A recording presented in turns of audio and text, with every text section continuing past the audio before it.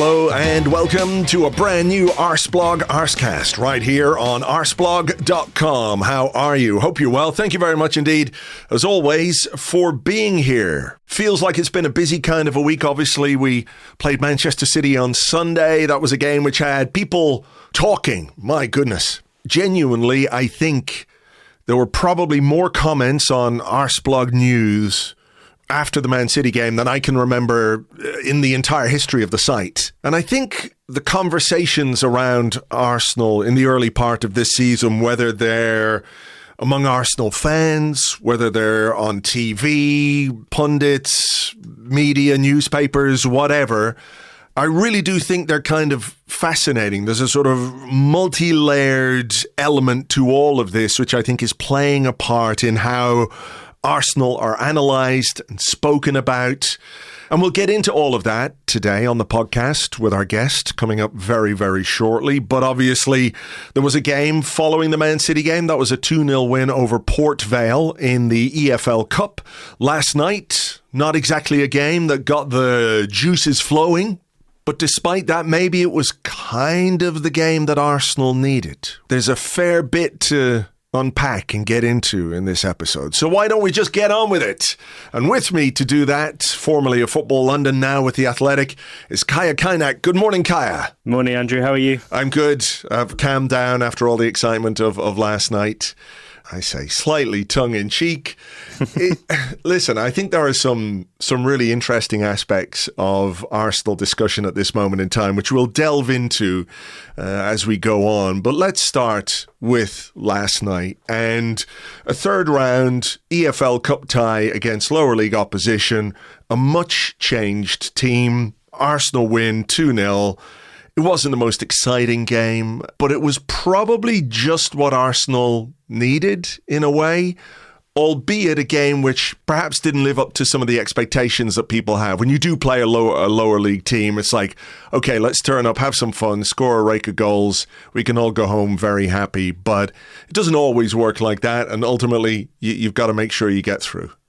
Yeah, these games are kind of always lose-lose for a big team like Arsenal in the sense that if you win, you're kind of criticised for not winning enough. And then obviously if you go out, then that's the worst thing that could happen, as we saw to Man United in the previous rounds very funnily. So kind of all you can do is get the job done, try and get it done as well as possible. I don't think Arsenal did necessarily do that last night, but they got the job done, which is the most important thing.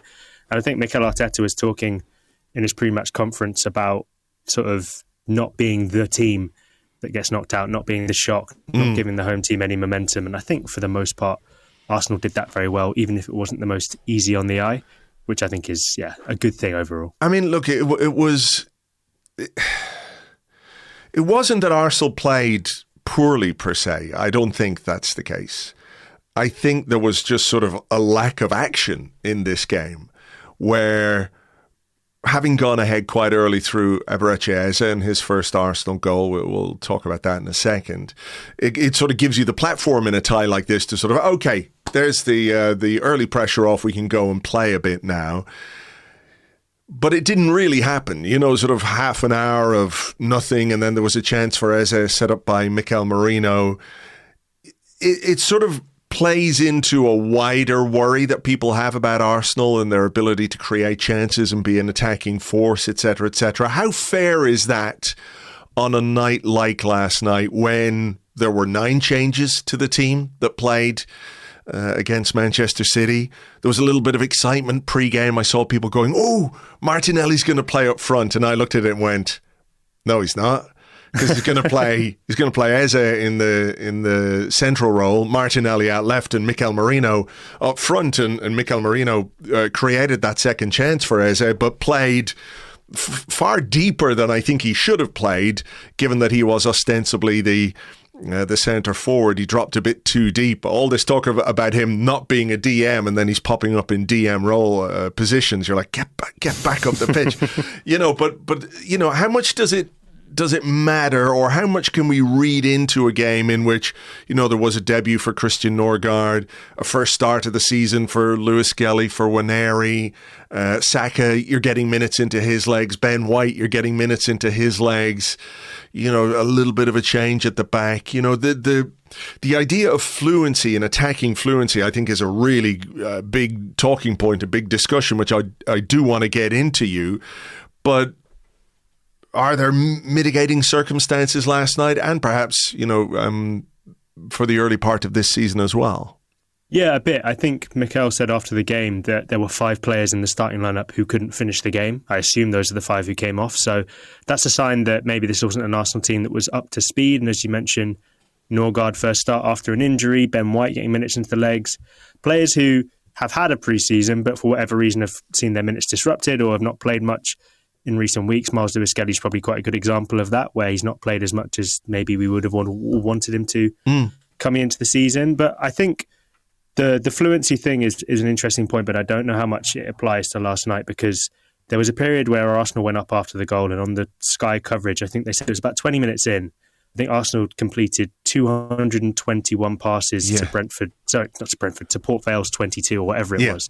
So 11 times as many passes in the first 20 minutes. And I think once they smothered them that much, and it wasn't the most entertaining to watch, but kind of sucked the life out of Port Vale. But I kind of think that Arsenal maybe thought, oh wow, these guys are really just going to let us do whatever we want, so we don't really need to try too much to win this game. And I think they maybe were guilty of falling into a trap of just assuming they would go on and win, which I think is kind of fair in a game like that. I think some players maybe were just playing the safe option, not necessarily trying to do too much of a killer pass or trying to do anything too crazy. And I don't say that as necessarily a criticism. I just think it made for not the most entertaining of spectacles. What do you think maybe the message was going into this game for Mikel Arteta? It was like, obviously, listen, we don't want to be the team that's knocked out in a shock like Manchester United going out to Grimsby, which, is of course very, very funny for all of us. But again, that possession stat you mentioned, I think, is part of the discussion, or the wider discussion that fans are having at this moment in time, that if Port Vale have had 22 passes and you've had 222 passes, and yet you've probably both had the same number of shots on goal outside of the goal that we did score, which, seems a bit churlish maybe to say, well, apart from the really good goal that we did score, Arsenal didn't, But, there is maybe a desire to see Arsenal turn that domination of possession into more chances, into more creativity, make the goalkeeper work a bit harder, make the defenders work a bit harder. Was it Arsene Wenger one time who called it sterile domination, I think, with like masses and masses of possession, but without cutting edge. And as I said, I do sort of understand it a little bit more last night because of the team that he picked and some of the players, and to throw a group of players who've never played together with any frequency before and expect them to just turn up and steamroller opposition, whether they're lower league or not, isn't completely realistic. Nevertheless, I do feel like, and I say this in the cold light of day, being a bit more sanguine about what I saw last night, but during the game,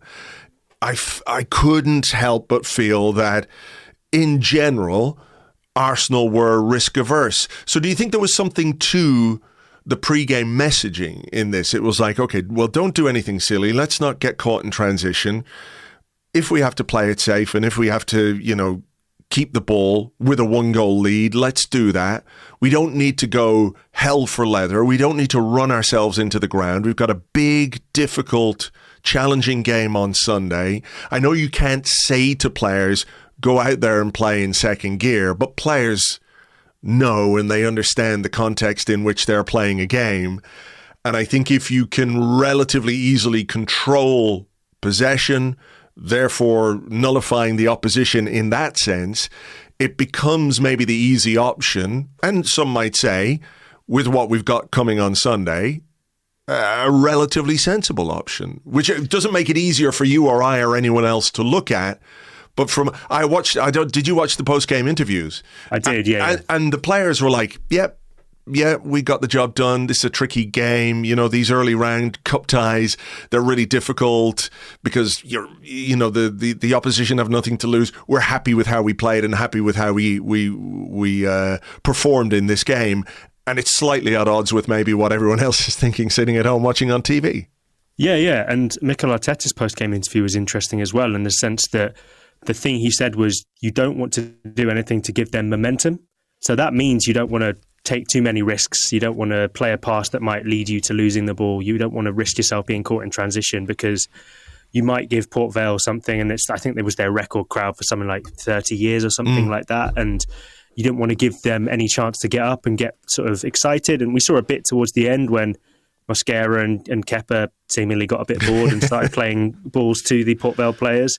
And I think once that happened, Port Vale did get a little bit of momentum, and it was a little bit scary before Trossard eventually finished off the game. Maybe we'll get to that in more detail later. But I think what Arsenal did, well or not, I mean, well might be an adjective that you might disagree with, and I'd be totally fair with you disagreeing with it. But what they did effectively was just stop any chance of like if there was a flame of any sort of flame of a Port Vale resurgence, Mikel Arteta and Arsenal just immediately smothered it, and it wasn't entertaining. And I think there's fair criticisms as to, because if Port Vale had, by some fluke of nature, as can happen, got a goal, then I think people rightly would have been able to say, well, Arsenal probably should have tried a bit more. And to be honest, they didn't have to try too hard to get past Port Vale. I thought the two moments of genuine quality in the game were produced by Arsenal, in the sense that the Miles Lewis-Skelly flick to Eze, if you think it was a flick, and the Trossard touch to bring down Saliba's pass. I thought those are the two moments of real quality in the game, and they're what won Arsenal the game, and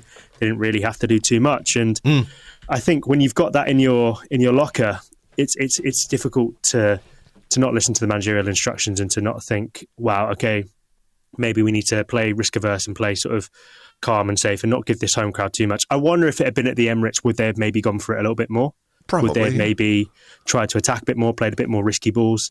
Like you say, probably. But I think the atmosphere on the night, the fact that it was such a big thing for Port Vale, rightly or wrongly, and I think there is definite grounds for criticism, I'm not saying there isn't, but I think that's what played into what was, probably not the most exciting affair. No. It was a very functional performance from Arsenal. They did what they had to do. They got the job done.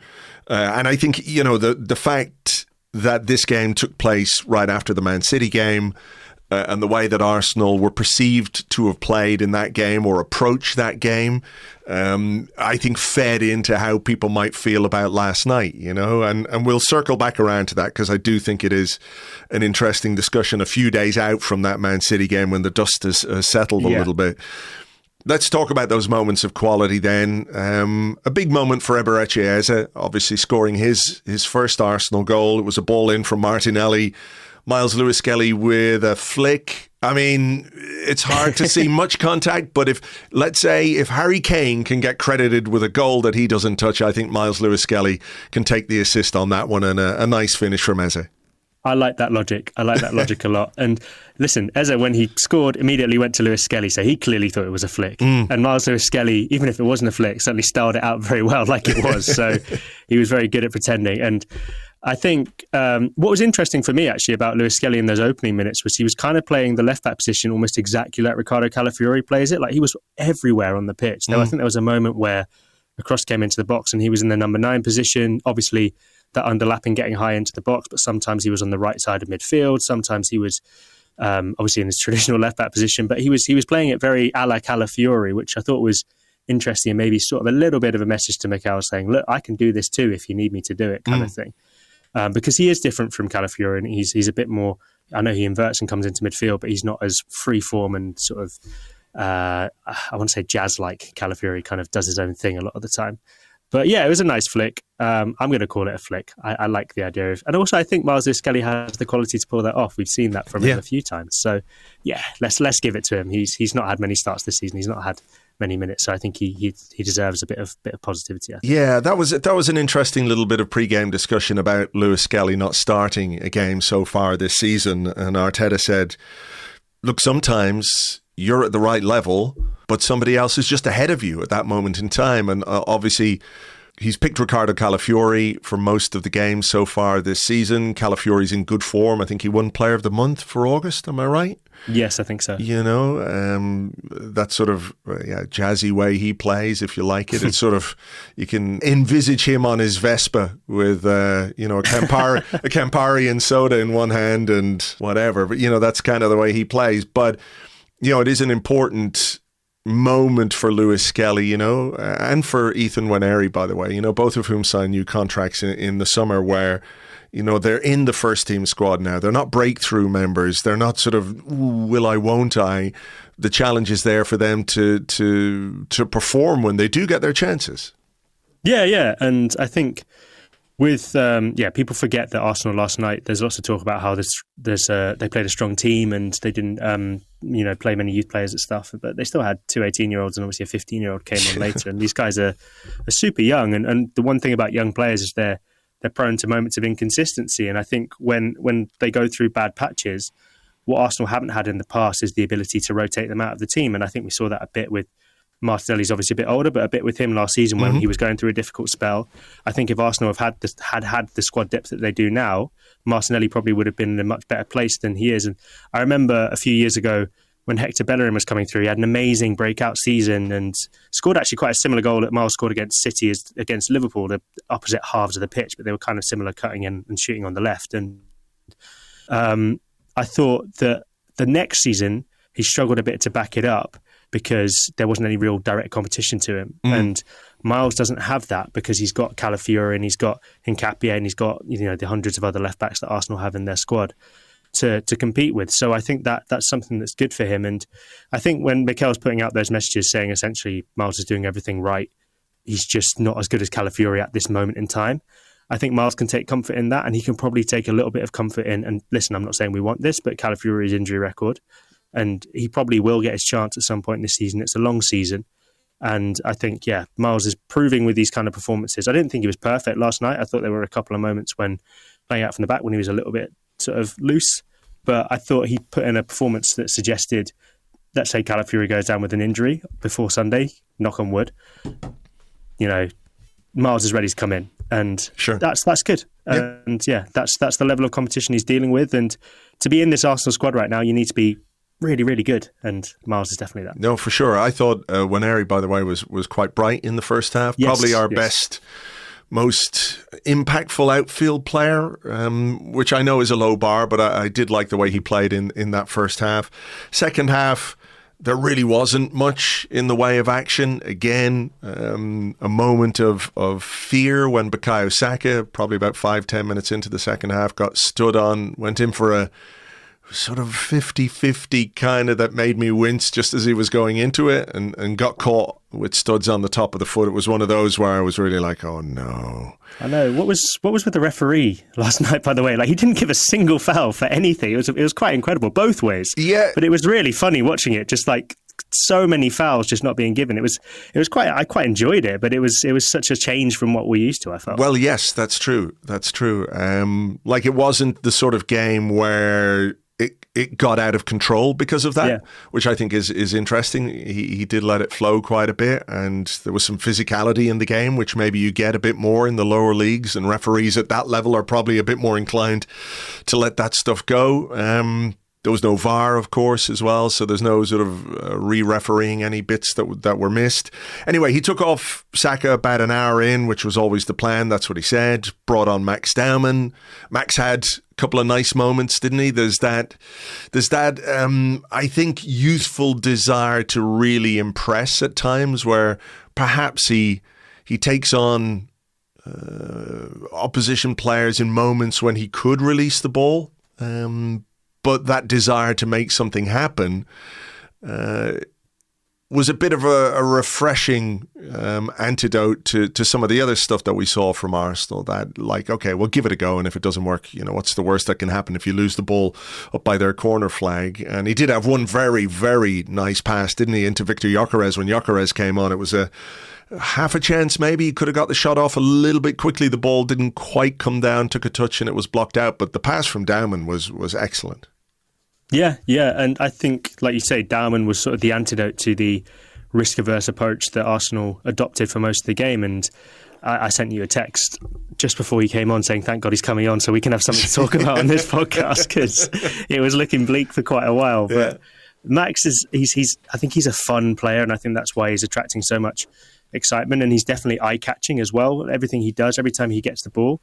I remember there was one time he received the ball, I can't remember the exact circumstances around it, but he could very easily have passed back and chose to turn forward. And I think the commentators were saying he was almost annoyed every time he wasn't being given the ball. And this is a 15-year-old shouting at Gabriel, who's been, the Arsenal captain, and Norgard, who's 31 years old and has years of Premier League experience. Like, it's good that he has that attitude, and I kind of like it. And I think it's a matter of time before people come out and start saying, oh, if he plays like that, he's too selfish, he's going to get himself in trouble, he can't keep doing all these things and all that stuff. But I think while he's got this freedom and this joy in the way he plays, I think we should all really enjoy it, because it's fun. And it's, the obvious, maybe lazy comparison is the way Lamine Yamal plays the game. He plays the game in a very similar way, which is just like, screw it, I'm just going to try it and see what happens. And I think you have that bravery when you're young, and you're not really bothered about whether it goes wrong, because you haven't been burnt so many times by previous mistakes. But also, he's willing to. Also, when you have the ability to do those things, it's true. like put you or me there. Well, we'll try something, but that's not going to work. But if you're Max Dowman or if you're Lamine Yamal, then you have this technical ability, this skill, this sort of inherent ability to beat men with your body, with your feet, with shift of your hips, whatever it is. That sort of inbuilt talent is what drives you to try those things in the first place. Yeah, I can say with certainty that age isn't the only thing stopping me from becoming an Arsenal footballer. And sadly, that dream has gone for me.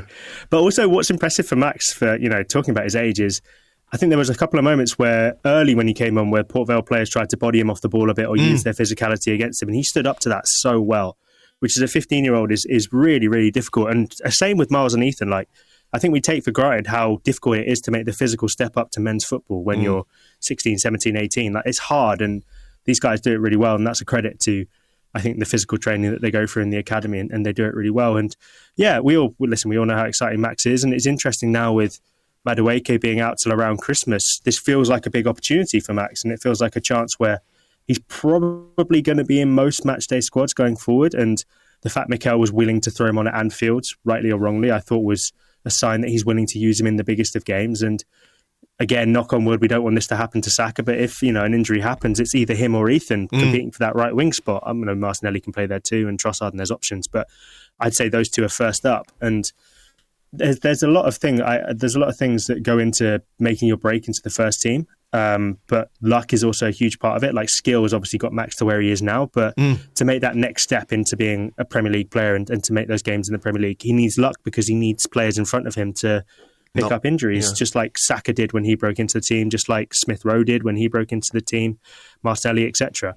So this could be Max Dowman's chance, and I think if he keeps kind of playing with that joy and that bravery, then maybe this is an exciting couple of months for him, because I think he is going to get minutes, not just in the Carabao Cup. I think maybe we'll see him in some lower Champions League games, maybe in the last half an hour or so of Premier League games when they're going well, like we saw against Leeds. But also, if something, God forbid, does happen to Saka, then yeah, he's got a real chance of playing quite regularly for Arsenal, and that's a really good sign, I think. Yeah, for sure. And if his chance doesn't come now, maybe when he's an old man at 16 next year, it could come along, It's absurd, isn't it? Anyway, I did like that moment, by the way, that you referenced, the left back, who I don't know if I've ever seen a footballer look like they're concentrating as hard as they possibly can in a game. Like this guy, I can't remember his name. Headley, I think it was. Headley. I mean, to be fair, he had a decent game against Bukayo Saka, and that is not easy to do, but you could really see him like, got to figure out which way he's going to go. But he did try and put the shoulder on Dowman, and he just sort of bounced off him, or, that says a lot about Dowman's ability to withstand that physical contact at his age. I wrote down in my notes about Headley, I said he's lucky that the Port Vale shorts aren't white as well when he was up against Saka, because early on he was struggling up against Bukayo, as many Premier League defenders do. But yeah, I felt sorry for the guy. But he came through it all right. He acquitted himself pretty well, I have to say. The second goal, which came after that moment you mentioned with Kepa, where he made a bad pass and they had a shot which was not too far over, and the Mosquera pass across goal, which gave them a sight which they didn't really make the most of. Long ball from Saliba, Trossard off the bench, nice touch, control, finish, a very Trossard goal, and just probably the right time to ensure that the last few minutes didn't get in any way hairy. 1-0. I do think Arsenal were more or less in complete control of this, but you just never know what might happen. And with 90 minutes plus penalties, no extra time, you don't have any time to put things right. And not that penalty shootouts are a lottery, but things can go wrong in a penalty shootout. So a good time to score that goal and just kill the game. Definitely with Kepa's record of penalty shootouts in the Carabao Cup, you probably don't want to risk going that far. David Raya on the bench.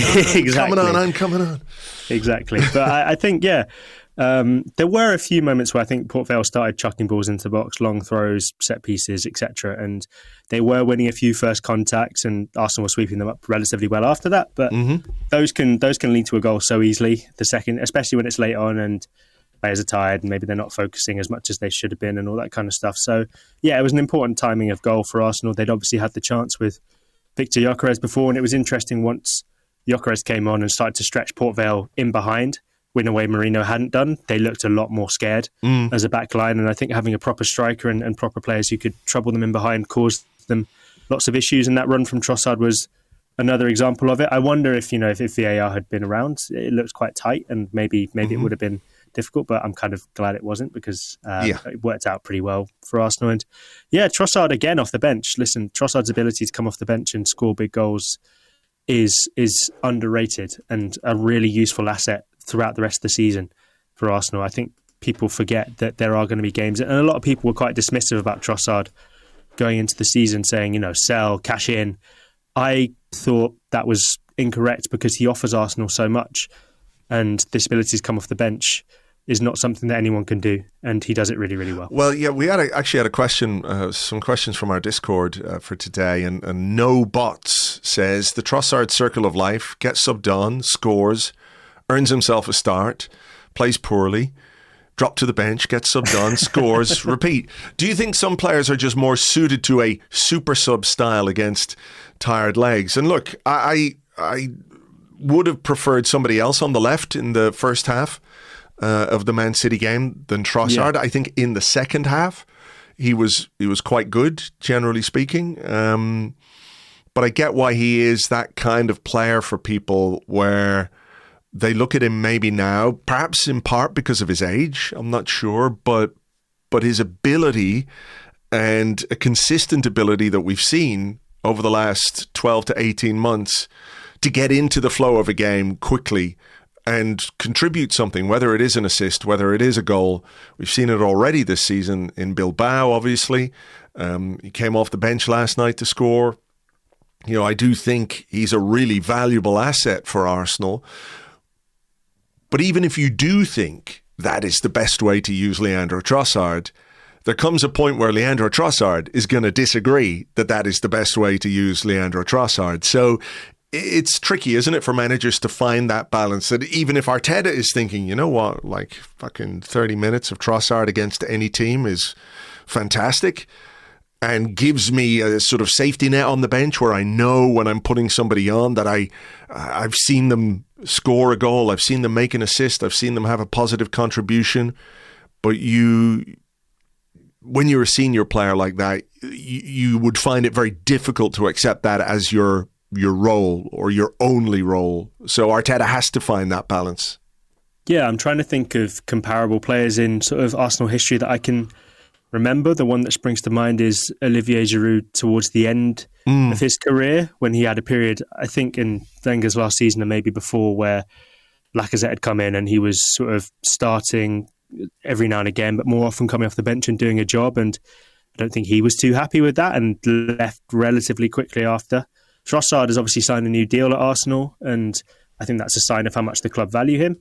And Mikel Arteta definitely values him, because he wouldn't have started him against Man City if he didn't. But I think what Arsenal are doing well with Trossard is managing him and giving him minutes where it matters. And it's tricky. I mean, I think when I was doing my old job for Football London, Trossard would sometimes be put up for pre-match press conference in a Champions League game, and every single question to him would be, "Do you like being a super sub then?" And he would say some sort of polite version of, no, I bloody don't. And I think he's someone who Arteta has described as a natural moaner. And I don't think he's necessarily the kind of guy who's going to be happy and sort of sprightly on the bench, but he shouldn't be so damn good at it if he doesn't want to be coming off the bench so much. Yeah, it's his own fault. Yeah, it's his own fault. And listen, everyone has a role to play. And I think Arteta's one of his interesting sort of terminological, if that's a word, quirks this season has been he's obviously started calling substitutes finishers instead of starters, although I think he's done that in the past. And that's clearly a big thing. And with this massive squad, he can develop 90-minute game plans, not just starting 11s and then subs that he hopes will make a difference, like it was last season when Sterling was coming off the bench and kind of like a Hail Mary kind of thing. I think you can think, right, I don't know, against Newcastle on Sunday, their back five might be quite tired towards the end of the match.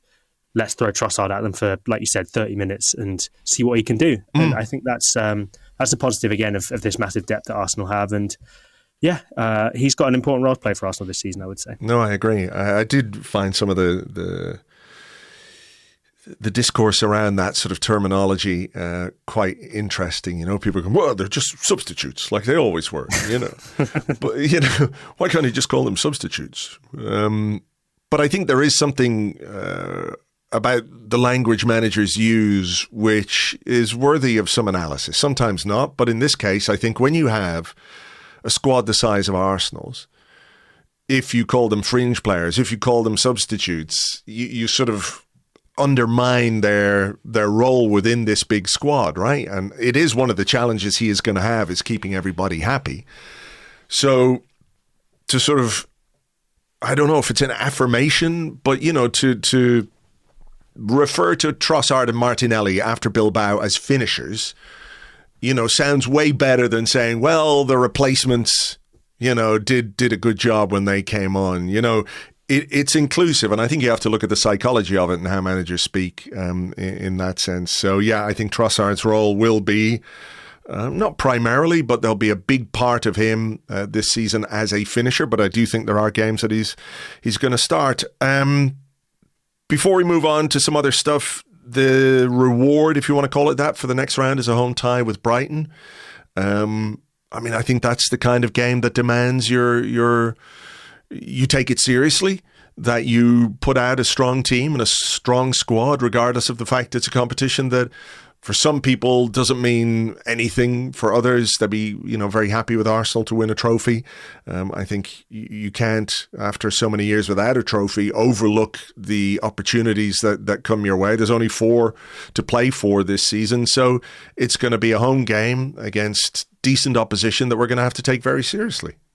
Yeah, I don't think there'll be 9 changes against Brighton in the next round. I think, and it's frustrating because you look at when the draw was coming out and Arsenal were obviously up first, and the teams they could have got. I know Grimsby beat Man United. I would have taken Grimsby and a lower league team just to try and give those players, the finishers, a chance to be starters. And I think that's going to be a problem in the sense that they're not going to get that chance most likely against Brighton. And Brighton have been really good in the Carabao Cup this year. I think they've scored 12 goals in 2 games or something crazy like that, back-to-back 6-0 wins. So, yeah, they're a good side. And I think a couple of years ago, Arsenal got Brighton, I think at this exact stage of the Carabao Cup, or maybe it was the round before, and Mikel Arteta played Carl Hayne in goal. He made lots of changes, and I think Arsenal lost either 2 or 3-0 on the night. It didn't go very well. So I think Mikel will learn from that and play a side that is stronger. And yeah, it's frustrating in the sense that you would like to see those. I know Mikel doesn't call them fringe players, but we can call them fringe players, get a run out, and they'll probably not get as much of a run out. And yeah, that's okay, but it would have been nice to get an easier draw. No, I'm with you. I just looked up that game. We lost 3-1. 3-1. The team, Carl Hayne in goal, Tierney, Saliba, Holding, Cedric, Fabio Vieira, Albert Sambi-Lokonga, Mohamed El Neni, Eddie Nketiah, Reece Nelson, and Marquinhos. Eesh. We've come a long way, Kaya. Whatever people's gripes and grumps are at the moment, we have come a long way in that sense. I wanted to ask you about Viktor Gyokeres and what you've made of his start to life at Arsenal, which I think has to be put into the context of, like any new signing, coming to a new league. I know he has previous in England, but not at Premier League level. a new team, new teammates, new club, the physical demands of the Premier League, and the fact that he has been, if not thrust in at the deep end, probably been asked to do more at this point than Arsenal and Mikel Arteta and maybe himself would have planned, because I think the Kai Havertz injury was significant in that I think when you look at the fixture list, I would posit that Havertz would have started at Old Trafford probably. He probably would have started the Liverpool game. I think he would have started the Man City game. And it would have eased the burden a little bit on Gyokeres. And, you know, the analysis after how many games is it so far this season? 6 games, I think, is what Arsenal have played. He's done all right. You know, he's got 3 goals. I'm not saying he's Dennis Bergkamp or Thierry Henry at all, but we saw those players take a little bit of time to adapt to Arsenal when they came in at first. It took them a while to get off the mark, etc., etc. So how are you viewing the discussions around him and the discourse around Viktor Gyokeres and how Arsenal can get more out of him and what he's brought to the team and the things that maybe he's finding a little bit difficult to get on top of in this very early stage of his time at a new club? Yeah, it does seem to be an Arsenal thing, but the level of hate watch he is getting from other people feels on the extreme end. Like Benjamin Sesko cost Man United more money; he's not under as much pressure. Nick Voltemada cost Newcastle more money; he's not under as much pressure.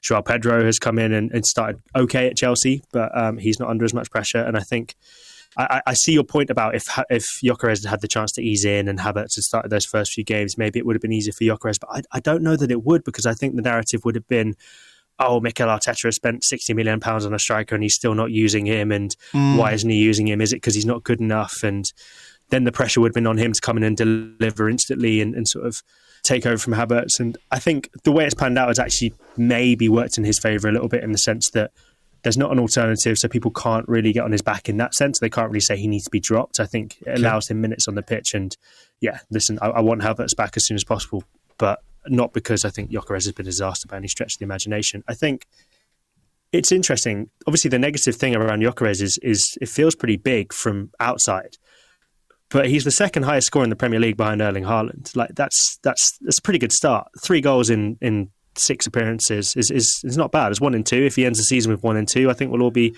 pretty happy. And a lot of people talk about Gyokeres, and the narrative I hear from pundits on TV is, oh, he's been brought in to win Arsenal these big games.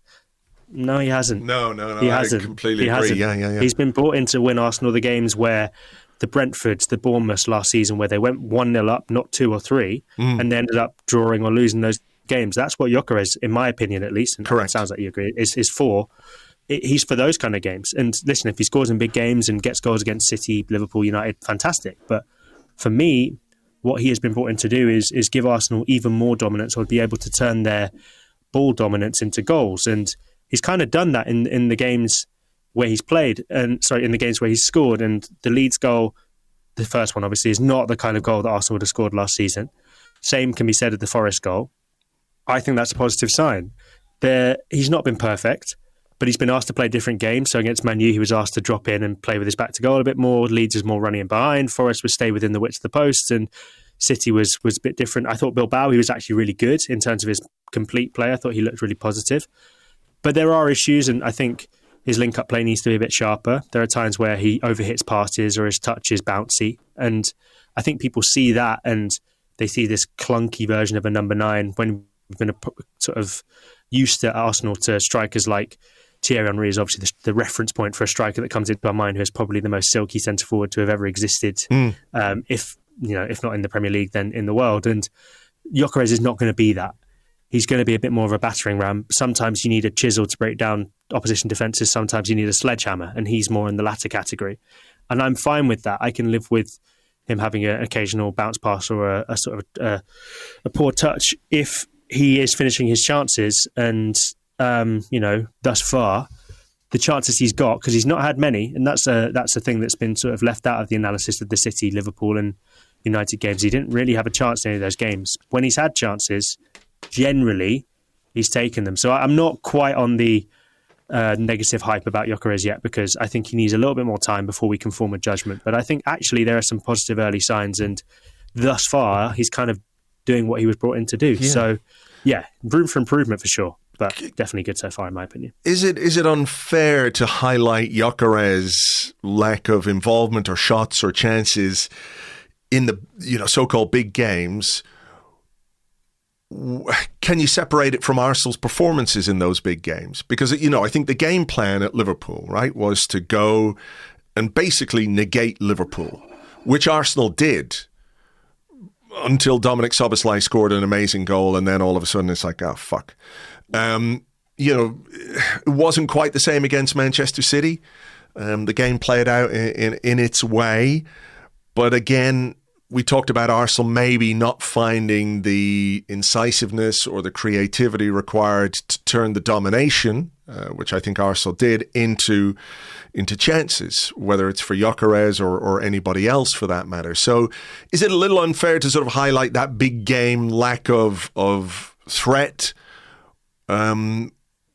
without acknowledging the fact that there are probably more systematic issues at play which have a big impact on him? Because, listen, you mentioned Thierry Henry. Think about the game against Liverpool that Friday in the Invincible season where it wasn't going for Arsenal. So Thierry Henry said, fuck this. Dropped deep, picked the ball up, skinned about 5 Liverpool players, left Jamie Carragher and Didi Hamann on their arses and scored a goal. Like, he is never going to do that. That's not what he is about. And it is part of the bigger question, part of the bigger discussion, which we'll get into now, is the sort of creativity element that exists around the way Arsenal are playing. So let's deal with that, and then let's circle it back around to these first 5 games of the season and how big an issue we might think that is. Yeah, I think particularly in the City game. So obviously Gyokeres' goal against Leeds and goal against Forest both came from balls in behind. It's hard to play balls in behind when City turn into 2008 Tony Pulis' Stoke. Like that makes it very difficult. And against Liverpool, Arsenal were a bit like they were against Port Vale, as we've discussed, a bit more risk averse. United, there were chances in transition. And James wrote a really good piece on The Athletic about it, and you guys discussed it on here.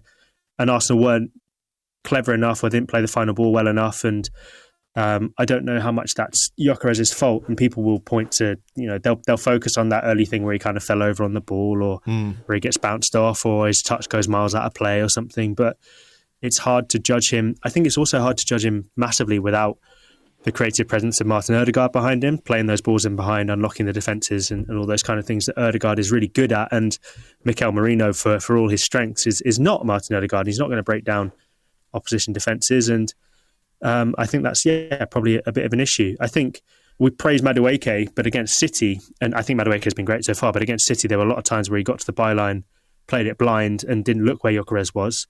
Once that connection starts forming, or maybe once Bukayo Saka's in there and playing those balls to him, maybe he'll start scoring more. I don't know. I feel like people will accuse me of making excuses for him, and I can see why, but I think it's really hard to judge him without Arsenal's 2 best creators behind him in Saka and Ødegaard. I think it's hard to judge him in games where he's essentially in Portugal. All the goals we saw in those compilations that I'm sure we've all watched to him running in behind, and he didn't really do that much against City, Liverpool or United. So yeah, let's keep judging him. I think once he's got all the creative players behind him, let's keep judging him in games where there are more suited to his strengths. And if he's not performing, he has performed. If he's not performing, then sure. Then I think there's fair criticisms to be had. But for now, I think it's a bit too premature for sure. Yeah, I thought there was an interesting. I watched an interesting video by Adam Cleary, who did the analysis of the Manchester City game, and he talked about Madueke, about how individually he's probably been Arsenal's brightest player this season, but he hasn't quite got on the wavelength of those around him yet. So it's sort of an interesting observation, just as you mentioned, Madueke. But let's talk about this idea or reality, however you want to put it, about Arsenal lacking creativity, firepower, decisiveness in the final third. Clearly what happened against Man City on Sunday has had a big impact on that, right? We had a lot of domination, a lot of possession, but we didn't really create too many chances against Manchester City. As you said, it's very difficult. I think it's quite funny that people are talking more about how Arsenal failed to break Man City down than Man City playing 4-5 or 5-5-0 basically at some point. And, the two sides of that are, well, he's either afraid of what Arsenal can do if they come out and play, or he's confident that his team can snuff Arsenal out by being defensive. It's just not really the Pep Guardiola way. Again, it's really early in the season. We've missed Odegaard for a bit. We haven't had Bukayo Saka, who is our best player. We haven't had Kai Havertz. And I'm not saying these things to make excuses. I'm just putting this out there as a sort of talking point, a discussion that we can have. And people listening can agree or disagree or whatever. I'm just curious as to how you think about this, because for all the talk about it, and I get it, like I would have liked to have seen Eze, for example, starting instead of Mikel Merino on Sunday. That would have been my preference. Or Ethan Nwaneri. That would be my preference to see that. But Mikel Arteta might say, well, look at the Premier League table. Who scored the most goals? Liverpool, 11. Who's next? Arsenal on 10. Who has the best goal difference? Well, it's Arsenal, because we've only conceded 2 goals. People will counter that by saying, well, look, Liverpool have got the points and Arsenal don't have the points. And that's a completely fair rebuttal to what I've just said. But, as you try and find the balance between the reality of the goals for column, the goals against column, what you want Arsenal to do on the pitch in games, as well as taking into account, I think, a really difficult fixture list with Man United, Liverpool, Man City in the first few games, with Newcastle and Tottenham still to come in close order. Like, how do you find that discussion? Where do you lie on this? Should Arsenal be better? Can we expect Arsenal to be better? Should we expect Arsenal to be better based on how much they've spent in the transfer window? Or does it take time when you bring in 8 players in one window to find that fluency and find a way to make things click? Yeah, That's a lot there. I'm sorry. That was a long-ass question. The thing is about this, people expect it to be a really simple answer or a really simple discussion, but it's a really complex thing. I agree. It's even to lay out the argument is quite hard. So I think it's fair. I will start by saying that on the Tifo football podcast, which I'm also on, we focused on City being defensive rather than Arsenal maybe not being as offensive as people would have liked. And I'll say that I actually thought the Mikel Merino selection against Man City was the right choice because what Arsenal expected and what everyone expected was Man City to come out and press high against Arsenal like they have done in every single game this season. And the reason they lost to Brighton is because they pressed so high, they left themselves massively open at the back. And the reason they've lost other games is similar. So City, because Pep Linders has come in, obviously worked with Jurgen Klopp, a high-pressing team now, and they press super high and they leave spaces. And the best way to beat that is by kind of clipping it over the top. And unless he's against Gabriel Magalhaes, Mikel Merino, I think, is one of the best aerial duel winners in our team. So I think that made sense. And it was a game that was likely to win those aerial duels, hit them on the break, see what you can do. So I thought Mikel Merino was the right choice. I also thought Mikel Arteta made an interesting point in his post-match, or his pre-match one ahead of Port Vale, where he said, we didn't know, he knows and we don't know about Eze's load. Maybe he wasn't fully ready because Eze didn't play as many games in pre-season or had a few games where he had to wait between playing for Arsenal and whatever. And also that Eze had never really played right 8 or the right attacking midfielder position in years. He'd always been on the left at Palace, and to throw him in the right 8 in such a big game is big. And I think people see that pass from Eberechi Eze at the last minute and think, wow, this is the creative spark Arsenal have needed. But I actually didn't think he was brilliant. And I thought he was good, don't get me wrong, but I didn't think he was brilliant when it came to doing much for Arsenal to break City down when they were in their low block. I actually thought Eze was at his best when the game became briefly, and it was very brief, a bit more sporadic. And the player Arsenal needed probably in that position and sort of the man who can break down low blocks and do it relatively well is Martin Odegaard, and they didn't have him at their disposal. And I think, as you say, the facts are that Arsenal scored the second highest number of goals this season.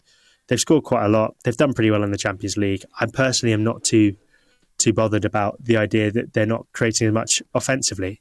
I think there is an argument that maybe Mikel Arteta's approach and risk-averse approach has hampered them. I thought it did in the Liverpool game. I know people might disagree with me, but I thought Arsenal could have maybe gone for a slightly more expansive approach, although Liverpool were very good that day, and obviously Szoboszlai scored a ridiculous free kick that for a long time was the only goal Arsenal had conceded. I think you kind of have to take these on a game-by-game basis, and I think to draw like big sweeping conclusions that Arsenal are too cautious or Arsenal aren't attacking enough. Well, they were pretty attacking against Leeds. They beat them 5-0. They were pretty attacking against Nottingham Forest. I don't remember Nottingham Forest getting out of their half. And they were pretty attacking against Man City. City just defended really, really well. And I think that's a part that was not spoken about. And they changed their tactics to cope with the Arsenal attack in a way that, as you said, Pep has never done in 15, 20 odd years of management. So there's I think, fair criticisms to be had that is Mikel Arteta a bit too risk averse in games? And does he not take the handbrake off as Wenger did? Or is there that sterile dominance, as you spoke about Wenger saying earlier? And I think those are fair criticisms, but I think a lot of the time the argument gets lost in sweeping generalizations about last season where Arsenal were rubbish going forward, but that's because their entire forward line was injured. And people carry the legacy of that into this season. And Ødegaard and Saka have been injured. Madueke is now injured. Havertz is injured. Yeah, exactly. So there are games where Arsenal have looked a little bit more stale, but I think for the most part, Arsenal have actually been decent going forward. I do think it's not been as big an issue as people are maybe suggesting. And I do wonder sometimes if maybe people see Mikel Merino's name on the team sheet and they equate that instantly with defensive football. Judge it on a case-by-case basis would be my argument to those kind of people. Sometimes it is, sometimes it isn't. And yeah, I think Arsenal haven't been as bad going forward as people say. I tend to agree. I do think there is room for improvement. Obviously, there's room for improvement. How much do you think success anxiety is playing a part in this? Because I feel like Arsenal, more than any other club in the Premier League, are under a microscope every single week, every single game, every single performance, collectively and individually, is analysed to the nth degree in a way that isn't true of other teams. And I will say I'm not as across other team coverage as you might be or other people might be, but it really does feel like that to me. Like even last night after we win, apparently Jamie Redknapp was saying Mikel Arteta should be booked for going out of his technical area. Did you see the size of the technical area, by the way? It was fucking tiny. So who cares? I know, but this is what I mean. This is it. Arsenal won a cup tie away from home, and Jamie Redknapp's going on and on and on about Mikel Arteta going out of his technical area. It's pointless, but it's got very expensive and big shoes on. They need to go somewhere. Yeah. But what I mean is, we as Arsenal fans are desperate for Arsenal to win trophies.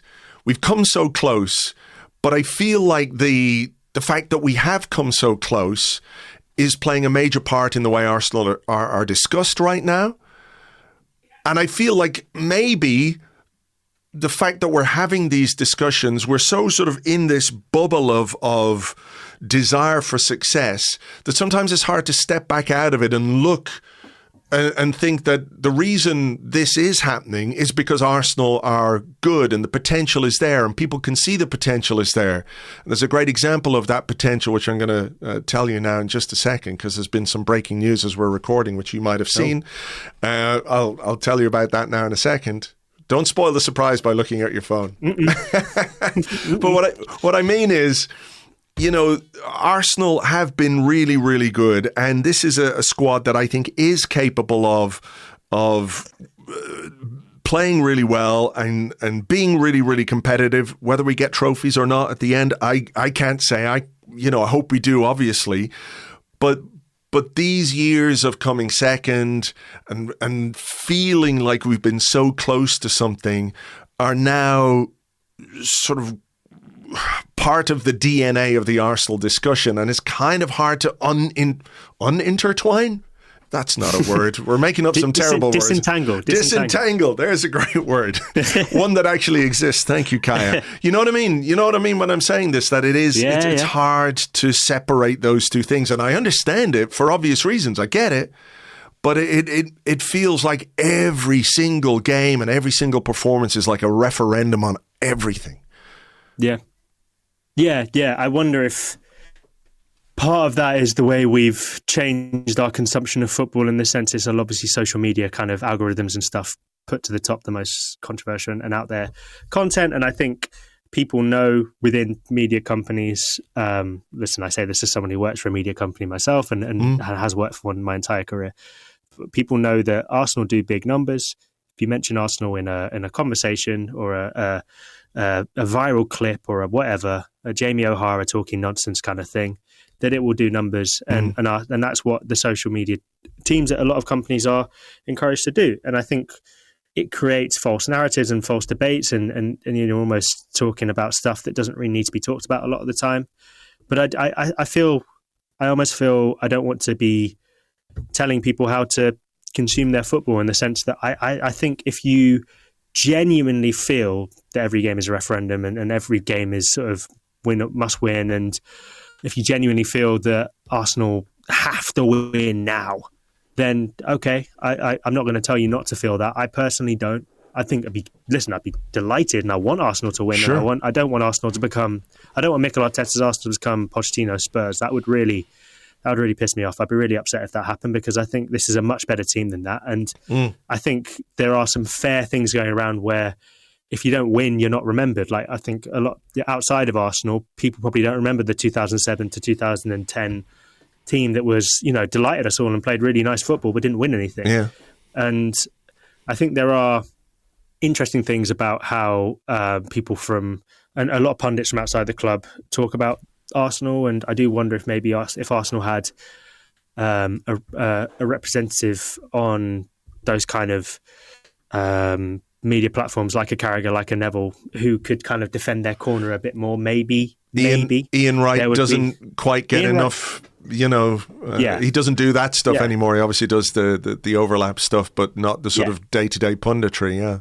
Yeah, and I think Wrighty's great, but he obviously, like you say, isn't as all-encompassing as Gary Neville, for better or for worse. And I'm sure you have your opinions on whether that's better or worse. But there's interesting conversations to be had about how much of it is real and how much of it is created. And I think there's actually, without getting too deep and meaningful, there's conversations across the rest of the world about how much, and the whole world and politics and all that kind of stuff, about how much anger is kind of being whipped up and how much of it is genuine. And I think, that's why I say, if you genuinely feel that, then listen, you're well within your rights to. And I think people are kind of fair enough to say, it's probably about time Arsenal won something.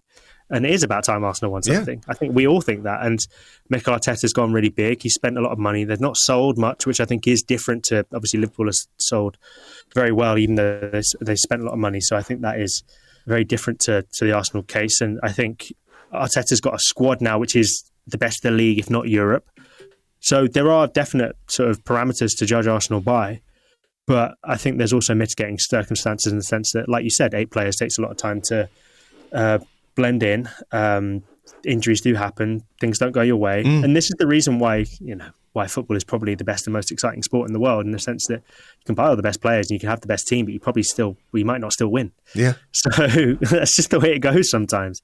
I, for one, am kind of just enjoying the ride. I'm enjoying Arsenal playing nice football. I'm enjoying being challenging at the top of the leagues again, because I remember those COVID years and I remember how bad it was and how boring a lot of it was. So it's nice to just be up and around it. And I'm kind of taking each game as it comes, enjoying it as much as I can, and trying not to view it as life and death, because I don't think, certainly in September, I don't think it is. Maybe we can have these conversations with a bit more anxiety in March, April, May, sure. But I think now it's probably a little bit too early to be going big on the every time Arsenal drop a point, it's a disaster. Yeah. But that's the way social media and the state of the debate kind of is these days. And it sure is. I don't know that we can change it that much. No. But I'm sure, people listening to this, are perfectly entitled to feel how they feel. there is a middle ground, let's say, for expressing concern and not throwing the baby out with the bathwater, so to speak. Yes. The thing about the potential, I was going to say to you, one way of measuring that potential is how keen your best players are to stay with you and commit to new terms and sign new contracts. So, is there a Kepa contract extension? A Kepa contract extension, that's what we've all been waiting for. Not only that, though, some guy called William Saliba, according to a little-known journalist named David Ornstein. William Saliba commits future to Arsenal by agreeing a new long-term contract. 24-year-old centre-back entered final 2 years of his previous deal, and Real Madrid were among the suitors, but the France international wanted AFC stay and is expected to sign in the coming days. Obviously, brilliant news. He's such a great player. His partnership with Gabriel is unbelievable. And to secure his future is fantastic work. And I think, leaving that aside, it does tell you something. We've talked often about how if players like William Saliba feel like they can't win what they want to win at Arsenal, they're gone. They go. That's how it works, He could easily just play out his final 2 years, or he could say, I'll wait, give Arsenal a decision to make on a contract next summer. Do you sell now, or do you try and convince him, or do you risk losing him on a free? And I think, for all the concerns and all of it, when someone like William Saliba is saying, yes, this is the place to be, this is the club I want to be at, this is the club I'm going to commit my future to me, not only is it great news because he's such a brilliant player, it's a great sign of what things are like internally and what the belief is like internally, not just with Saliba, but with all of the players. I think Gabriel has signed a new contract as well. They've been out Miles Lewis-Skelly, Ethan Nwaneri. I'm pretty certain Bukayo Saka is going to sign a new contract too. So all of those things tell you that, in the minds of the players and our best players, that they feel they can achieve things. Definitely. And they can. That is great news. That's really, really great news. I'm very happy, and I'm glad I didn't look at my phone because that was a nice surprise. Very good. That was fun. Yeah, I think they already are challenging for those big trophies, and that's what players want to be doing. And they're at clubs where they can do that. And we all remember listening to years of Van Persie, Fabregas, Nasri, Adebayor, Toure, Chleb, Flamini. I could go on, but I don't want to, about players who left. And the reason, as you said, the reason they left is because they felt Arsenal players, for the most part, don't want to be battling for fourth. They want to be battling for first. And Arsenal couldn't offer that to them before, and they can now. And this Arsenal squad, realistically, should be in a title race for the next 2, 3, 4 years. Whether they win those title races or not is another conversation, and I look forward to the endless meltdowns and debates that we have about that. But this squad is so well placed that they should be comfortably involved in the conversation, not just in the Premier League, but in the Champions League too. This is one of the best squads in Europe, if not the best squad in Europe. And yeah, I always think with these players, so let's say Saliba wanted to go and he felt Arsenal couldn't offer him. Where could he go? Man City? I don't know that he'd do that because I think Arsenal could probably match the wages that Man City could offer, and it's not a massive step up. Same with Liverpool for him, same with Chelsea, not that he would want to go there anyway. So you look to the continent, there's not many teams on the continent that can offer the kind of wages that Premier League teams can offer. PSG, that potentially is a bit of pulling power for Saliba, but maybe he wants to be in a more competitive league or something like that. Real Madrid and Barcelona are kind of the only two. Barcelona are in financial disarray, which means they can't offer the same wages a lot of the time to a lot of those best players, which means Real Madrid are kind of the only other option. And Real Madrid went for Hausen in the summer. They've got Rudiger, they've got Militao, they've got lots of defenders. So I was kind of confident that Saliba would sign. I was kind of in a camp that he would sign. And like you say, with Saka and all the players who have extended, I'm kind of confident that a lot of them will, because why would you want to leave Arsenal right now?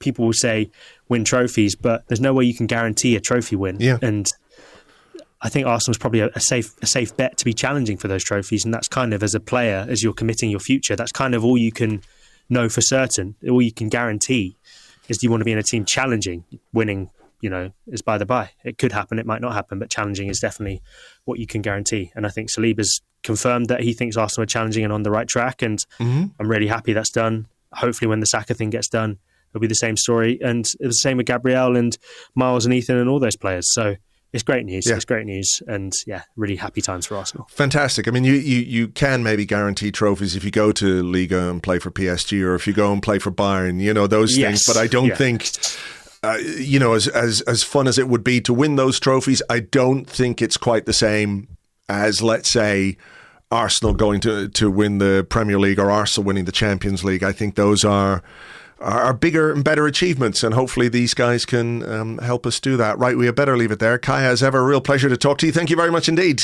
My pleasure, Andrew. Thank you very much. Thank you very much indeed to Kaya. I hope you enjoyed that. I thought it was a really interesting chat.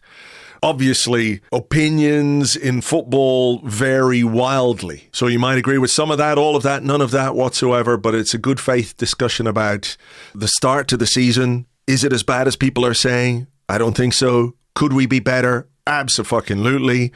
There's a long way to go. And as we said just at the end there, the fact that somebody like William Saliba is committing his future to this club, to these teammates, to this manager, should tell you something about the way that they're thinking and what they think this club is capable of. So fingers crossed, as the season goes on, we do see those improvements, and fingers crossed at the end of this season, we can all enjoy, regardless of what your opinion is now, the success of a trophy, a win, whatever it might be, that at least is something we can all come together and admit is good, right?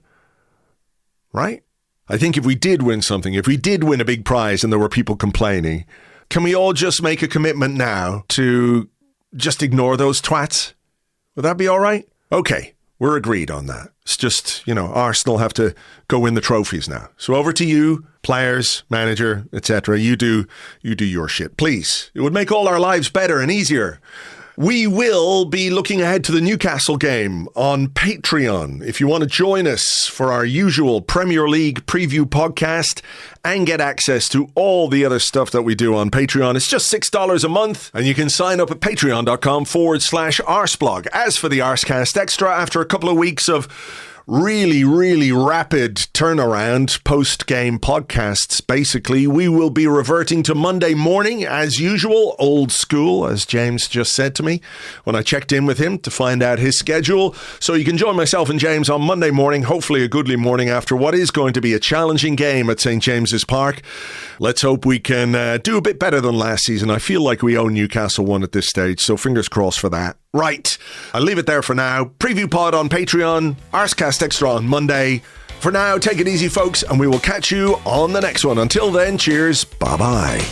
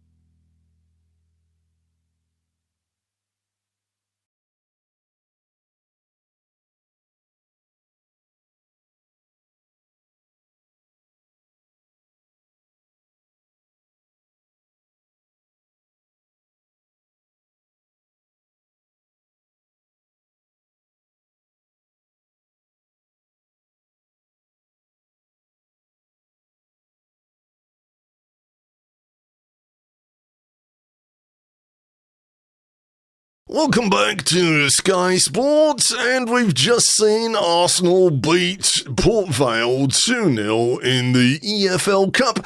Jamie Redknapp, what did you make of the Arsenal performance this evening?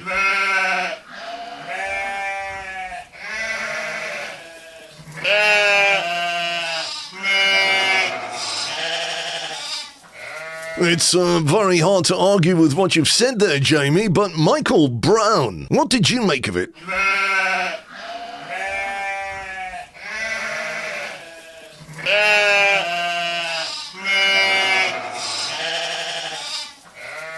Jamie, it's quite an interesting counterpoint to your initial opinion. Do you think there's any validity to what Michael has said?